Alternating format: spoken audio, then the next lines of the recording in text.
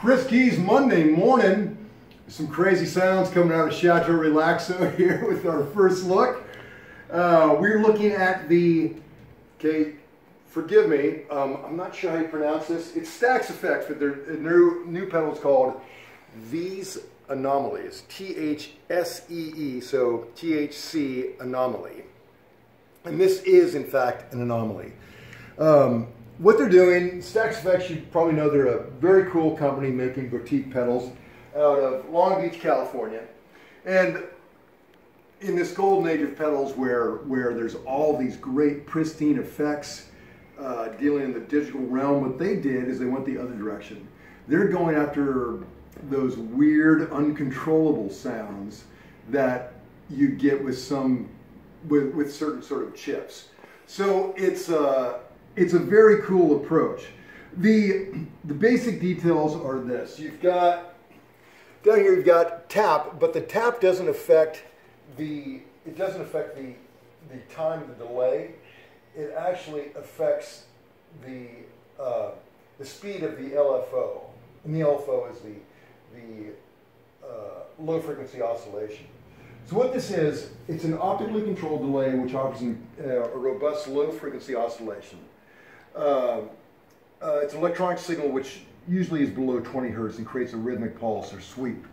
So what they're doing, they're capitalizing on that sweep, and you can sync it with this tap right here. Then they have a multiplier. If you want it, say, let me make this a little less extreme, give you an idea. In fact, let me do this too. Maybe I should. Okay, so what you do when you engage it, this will control the oscillation. Now, if you do this 0.5, it's like half the tap speed, or you make it at speed, or 1.5, 2, 3, 4. So at the flip of a switch, you can make it half of what it is, or 4 times what you've tapped in. So that's very cool.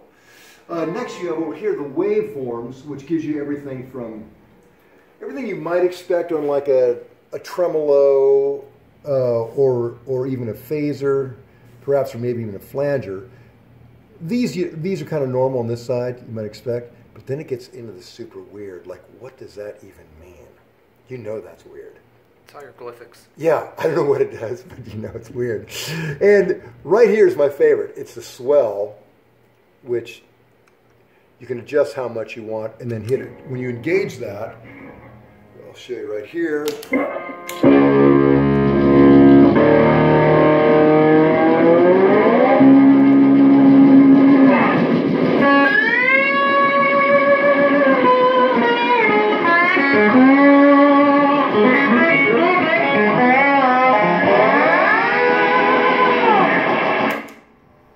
Total weirdness, right? Totally. What did I put on a guitar to make it a little less weird? Oh, but for you lap sealers out there, a lot of people ask questions what tuning I'm using.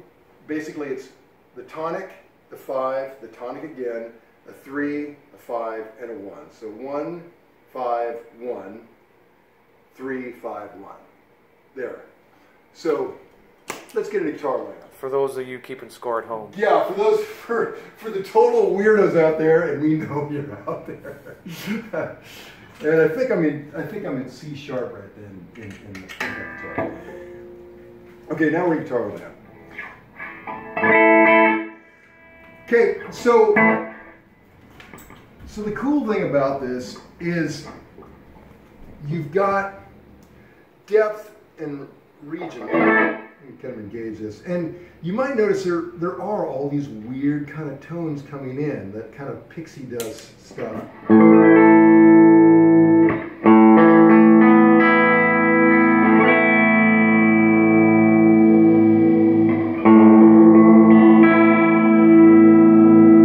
To me, that almost sounds like an old school vibrato pedal kind of.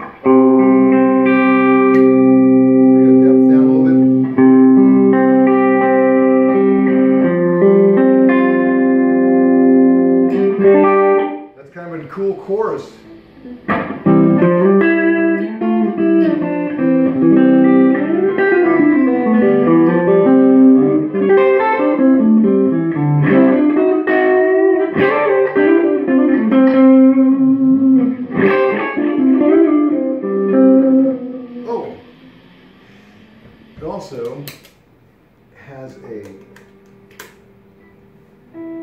has this expression out where you can control the delay.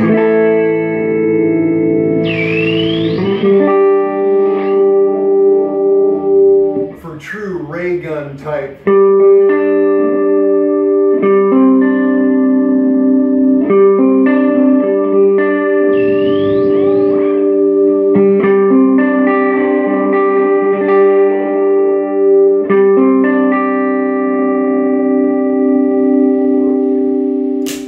You can get everything from just a further way to get weird on this.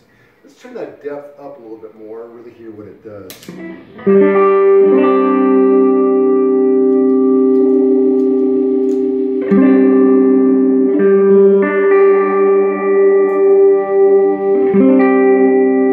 I do love that, the multiplier, where you can just keep your tempo the same, but with the flip of the switch, go to something very different. I'm going to go to this crazy waveform there.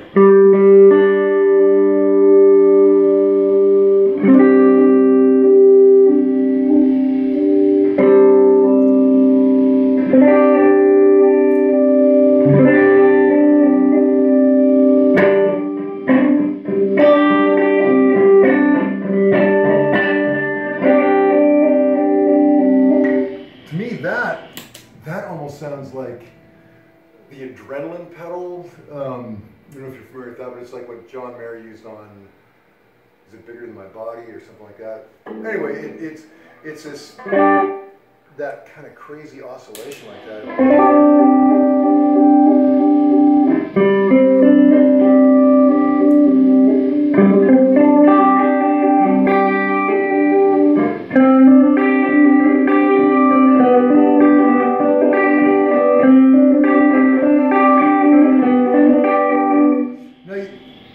Notice when you turn the delay way down, you can kind of focus more on that low frequency oscillation.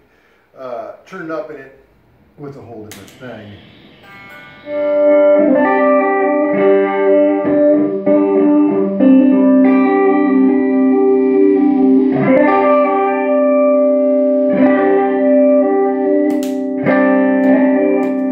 And with the output on this, if you goose it all the way up there, you are getting it is making it louder.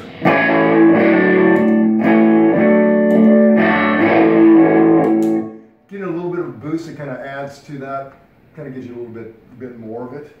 So a little more volume and kind of driving the amp a bit more.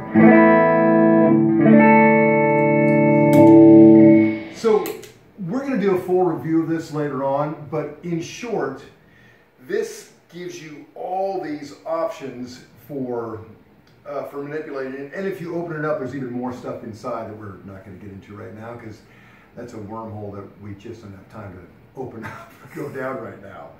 But tons of options, and it's great to have a pedal that, like I said, man, that kind of ghosts in the machine that takes you places where you wouldn't ordinarily go.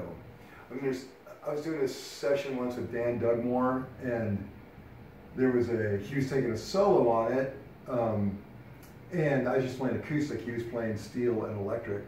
And for the solo section, he just stepped on this, like, I don't know what it was, like some crazy flanger or something like that, and just hit a big chord, and it was so cool. He didn't really play anything, but the effect did it, and it was awesome.